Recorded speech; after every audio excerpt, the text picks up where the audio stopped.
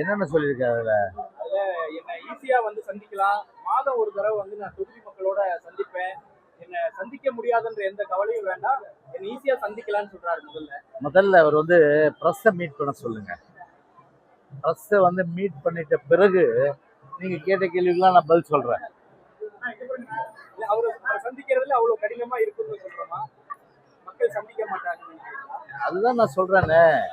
அதாவது ஒரு road show நடத்துன்றது வேற. ஆனா மக்களை வந்து பார்த்தீங்கன்னா பொதுவா வந்து சந்திக்கிற அந்த வழக்கம் இருக்கணும். ப்ரெஸ்ஸை சந்திக்கிற வழக்கம் இருக்கணும். சரி, இதுவரையில அவர் எந்த ப்ரெஸ்ஸையாவது செஞ்சாரு? எனக்கு தெரிஞ்சு ஒரு விஷயம், இந்த ஒரு டிமானிட்டைசேஷன் அப்போ வந்து என்னாச்சு, இந்த பணமதிப்பு விஷயம் வரும்போது, பணமதிப்பு இழப்பு வரும்போது, அப்போ வந்து பேட்டி கொடுக்க எத்தனைச்சார் அவரு.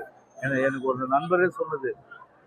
அப்போ அவர் என்ன சொன்னார்னா, நான் வந்து பேட்டி கொடுப்பேன், யாரும் வந்து சப் கொஸ்டின் எதுவும் கேட்கக்கூடாது, அந்த கண்டிஷன் இருந்தால் நான் வந்து கொடுக்குறேன்னு சொல்லிட்டு கொடுத்தாரு. அந்த மாதிரி ஒரு விஷயம் தெரியுங்க, பத்திரிகை நண்பர்கள் தான் முதல்ல வெளி உலகத்துக்கே மக்கள் மத்தியில் மக்களுக்கு செய்தியை கொண்டு போறவங்க. என்ன சொல்லணும், முதல்ல வந்து செய்தியாளர்களை சந்திச்சு அவங்க எழுப்புற கேள்விகளுக்கெல்லாம் பதில் சொல்லுங்க.